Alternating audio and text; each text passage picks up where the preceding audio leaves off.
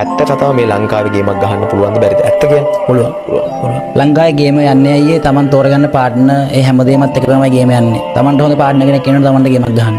නැතුව හරි අමාරුයි. ඒ කියන්නේ මිනිස්සු අපේ හැමදේම ඔලුවට දාලා අපේ ඔලුව විකාරයක් කරාම අපි නිවන දණක් ඕන ලංකාවේ ඉන්නවා. එහෙම තනියම යන්න ටිකක් අමාරුයි. ඒක අම්මා තාත්තා වෙන්න පුළුවන්. අම්මා තාත්තා වෙන්න පුළුවන්. වයිෆ් වෙන්න පුළුවන්. පුළුවන්. ගර්ල්ෆ්‍රෙන්ඩ් වෙන්න. අනිවාර්යයෙන්. හරි තැනක් තිබ්බොත්, හරි ගමනක් තිබ්බොත් ඕනේ ගහක් හැදෙනවා. අනිවාර්යයෙන්. ඕනේ කොල්ලෙක්ට නැගිටින්න පුළුවන්. එහෙම තේරුම් ගන්න එක්කෙනෙක් හරි අපි ළඟින් ඉන්න ඕනේ. අනිවාර්යයෙන්. ඒ කියන්නේ අපේ හීන හංගින්න කෙනෙක් ඉන්න ඕනේ. කෙනෙක් ඉන්නවා.